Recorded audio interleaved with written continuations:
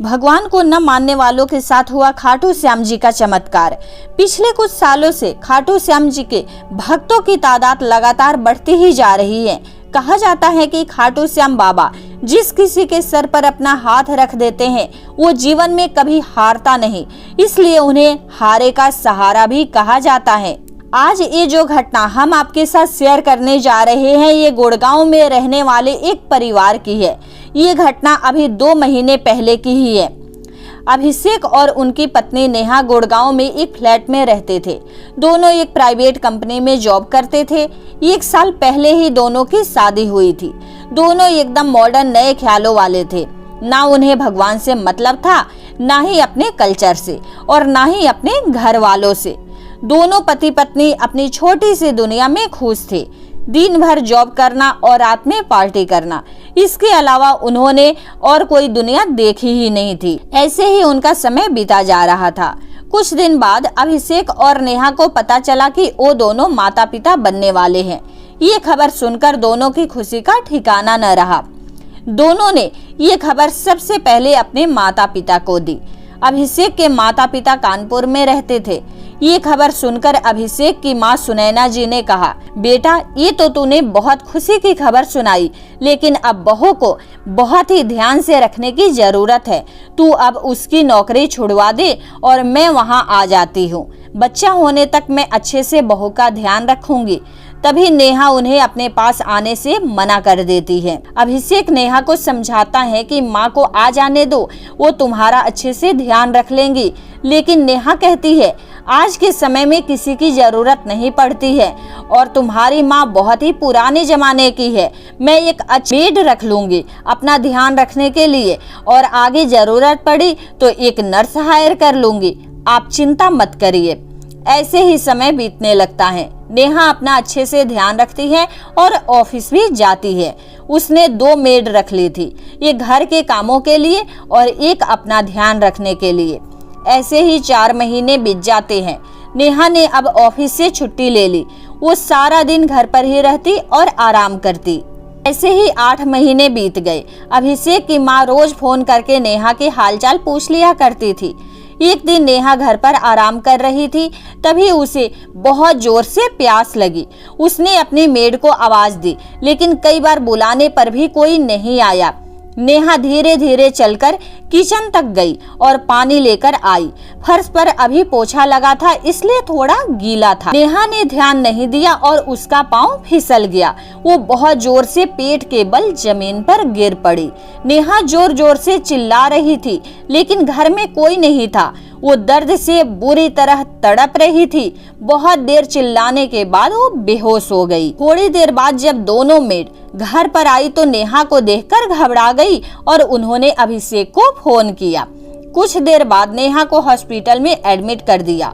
अभिषेक बहुत डर गया था। कुछ देर बाद नेहा का चेकअप करने के बाद डॉक्टर ने बताया कि माँ और बच्चा दोनों ठीक हैं।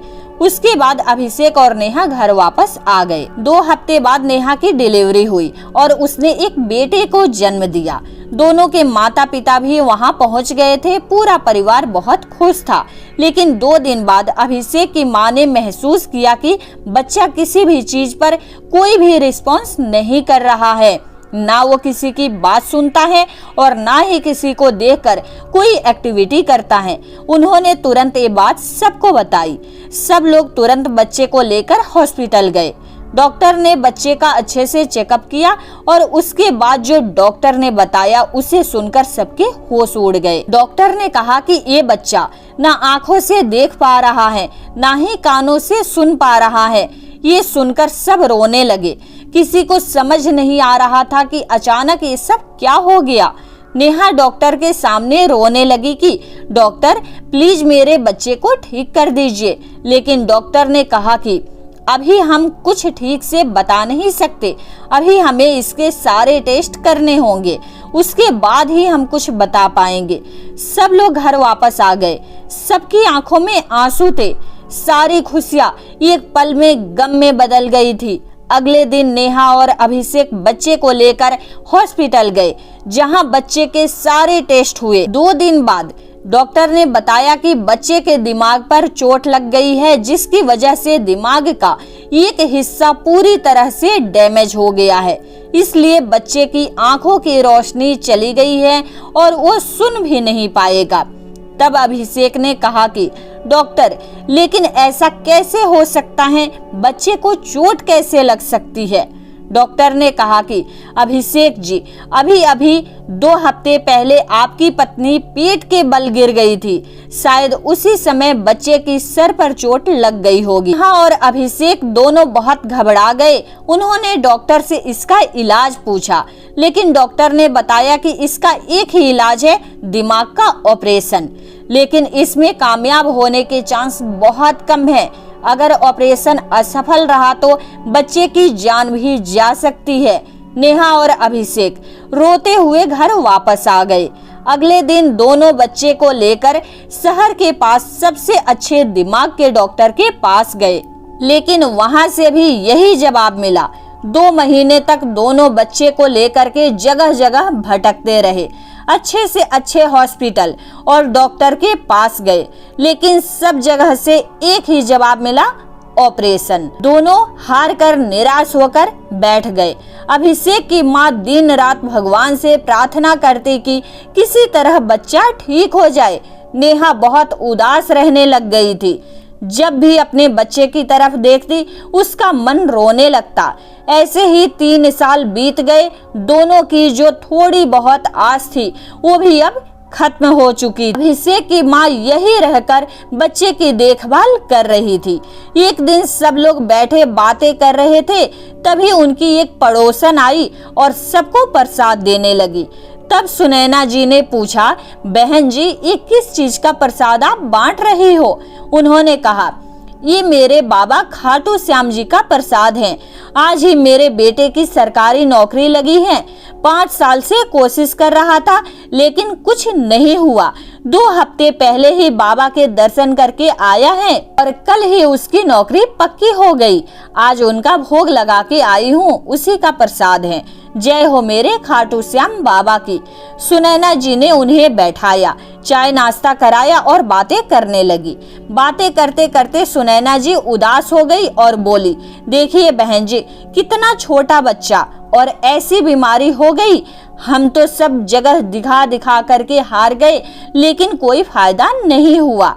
तब उनकी पड़ोसन ने कहा, अगर आप लोगों को ठीक लगे तो इसे बाबा के मंदिर ले जाओ, वही है हारे का सहारा। उनके दरबार से आज तक कोई खाली हाथ नहीं लौटा। हो सकता है वहां जाकर इस बच्चे का नसीब भी खुल जाए। ऐसा कहकर वो चली गई। उसके बाद सुनैना जी सोच में पड़ गई और नेहा और अभिषेक से बोली कि बेटा, चलो खाटू श्याम जी के दर्शन करने चलते हैं। क्या पता वहां जाकर सच में हमारा बच्चा ठीक हो जाए। अभिषेक ने कहा, माँ, आप ये कैसी बात कर रही हो? जब डॉक्टर के पास भी इसका कोई इलाज नहीं है तो मंदिर जाकर क्या हो जाएगा? मैं इन सब बातों को नहीं मानता। तब सुनैना जी ने उसे समझाया कि बेटा, भगवान के पास हर चीज का इलाज होता है। तुम सबके कहने से इतने डॉक्टर के पास गए, लेकिन कुछ नहीं हुआ। एक बार मेरे कहने से बाबा के दर्शन करने चलो। कुछ देर सोचने के बाद नेहा और अभिषेक चलने को तैयार हो गए। अगले दिन सब लोग बच्चे को लेकर खाटू श्याम जी के मंदिर पहुंच गए। भीड़ ज्यादा थी। 3 घंटे लाइन में लगने के बाद वो बाबा के सामने पहुंचे। बाबा को देखते ही नेहा और अभिषेक की आंखों से आंसू बहने लगे और दोनों ने हाथ जोड़कर बाबा से कहा, बाबा, आज तक हमने कभी भगवान की पूजा नहीं की। आज से पहले हमने कभी भी किसी भगवान के ऊपर कोई भी भक्ति भावना नहीं रखी। आज पहली बार हम आपके दर्शन करने आए हैं और हमारे बच्चे पर कृपा करो बाबा। ऐसा कहकर दोनों फूट फूट कर रोने लगे। कुछ देर के बाद दर्शन करके सब बाहर आए। सुनैना जी बच्चे को गोद में लेकर चल रही थी। सामने एक पत्थर पड़ा था। उन्होंने भीड़ भाड़ में देखा नहीं और वो उससे टकरा करके गिर गई। बच्चे का सर पत्थर से टकराया और बहुत खून बहने लगा। दोनों को पास के हॉस्पिटल में एडमिट कराया गया।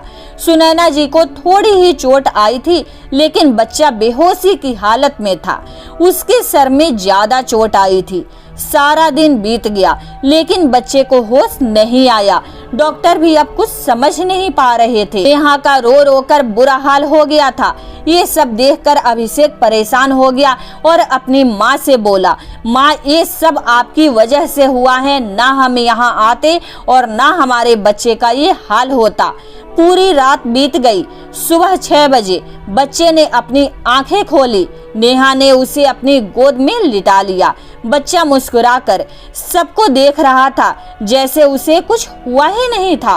वो सबके इशारे समझ रहा था और सबकी बातें सुन रहा था। उसकी आंखों की रोशनी वापस आ गई थी और वो सब कुछ सुन पा रहा था। ये सब देखकर नेहा और अभिषेक को अपनी आंखों पर विश्वास नहीं हुआ।